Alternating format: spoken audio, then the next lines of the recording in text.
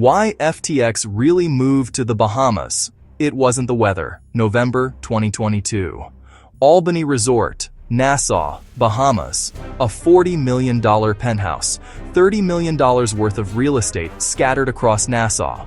Private jets, yachts, the biggest crypto exchange in the world operating from a Caribbean island. This is where FTX collapsed, where Sam Bankman-Fried was arrested, where $8 billion in customer funds vanished. Everyone knows the fraud story, the missing billions, the secret loans to Alameda Research, the celebrity endorsements, Tom Brady, Steph Curry, Larry David. But here's what they don't tell you. Why the Bahamas?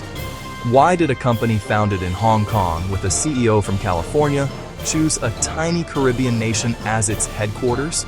The answer isn't tropical beaches. It's regulatory arbitrage, tax avoidance, and a Caribbean government desperate to become the next crypto hub. This is the real story of FTX in the Bahamas. 2021. Crypto was exploding. Bitcoin hitting all-time highs. Billions flooding into the sector. But regulators were closing in. The U.S. Securities and Exchange Commission was asking questions. China had banned crypto entirely. Europe was tightening rules. Sam Bankman-Fried had a problem. FTX was growing too fast, too visible. U.S. regulators would come eventually. He needed a country with crypto-friendly laws, light regulation, low taxes, but also legitimate enough that Western customers would trust it. Switzerland? Too expensive and heavily regulated? Singapore? Tightening crypto rules? Cayman Islands? Too obvious? Too associated with tax evasion. Then he discovered the Bahamas had passed something perfect.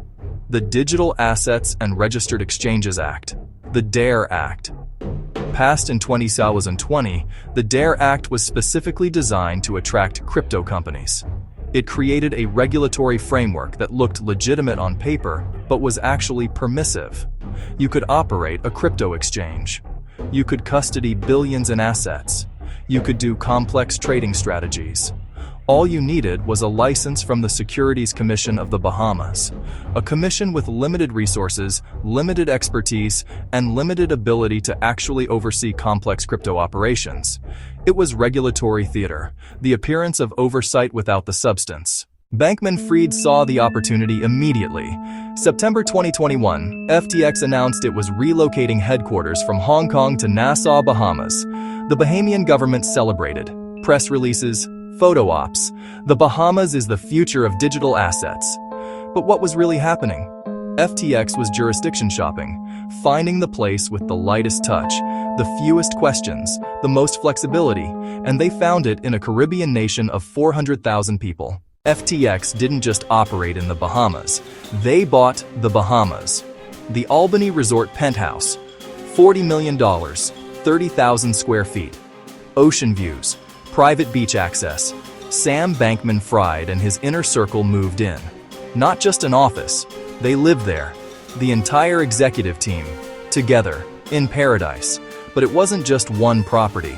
FTX and its executives bought at least 19 properties in the Bahamas. Luxury condos, beach houses, investment properties. Total estimated value, $300 million. They sponsored local events. They donated to politicians. They hired Bahamian staff. They became embedded in Nassau's elite circles. The Prime Minister Philip Davis met with them regularly. Photo opportunities, public statements of support. FTX promised to bring thousands of jobs, to put the Bahamas on the global fintech map, to make Nassau the crypto capital of the world. The government gave them whatever they wanted: streamlined permits, tax incentives, direct access to regulators. It looked like a partnership, but it was something else. Capture. FTX had bought influence so deep that no one would ask hard questions. While customers around the world thought their money was safe in a regulated exchange, that money was actually sitting on a Caribbean island with minimal oversight. And Sam Bankman-Fried was sleeping in a $40 million penthouse paid for with customer funds. November 6, 2022. CoinDesk published a bombshell article. Alameda Research, Bankman-Fried's trading firm, held billions in FTX's own token FTT. Their balance sheet was fake. Their assets were worthless. Within hours, panic spread. Customers tried to withdraw funds from FTX. November 8th, FTX halted withdrawals. They didn't have the money. $8 billion in customer funds had vanished. November 11th, FTX filed for bankruptcy. Sam Bankman-Fried resigned as CEO. The empire that had looked untouchable 48 hours earlier was dead. But here's where the Bahamas story gets messy. Two competing bankruptcy processes started immediately. One in the US, one in the Bahamas. The Bahamian government appointed a provisional liquidator. They claimed FTX was a Bahamian company under Bahamian law. They had jurisdiction. The U.S. bankruptcy court disagreed. FTX Digital Markets was Bahamian, but FTX Trading, the main entity, was incorporated in Antigua, with operations in the U.S. As lawyers argued, customer funds sat frozen, trapped between two countries, both claiming authority. December 12, 2022. Chaos. The Bahamian liquidators suddenly withdrew $500 million from FTX wallets. They claimed it was to secure assets. The U.S. trustee called it theft, unauthorized seizure of customer funds. To this day, it's unclear who authorized those withdrawals, where exactly that money went, whether it's secure or stolen. Then came the arrest, December 12, 2022, 6:00 p.m., Albany Resort. Bahamian police arrived at Sam Bankman-Fried's penthouse. They arrested him at the request of the U.S. government. He was taken to Fox Hill Prison, Nassau's notorious detention center, known for overcrowding, violence, poor conditions, from a $40 million penthouse to a prison cell. Overnight.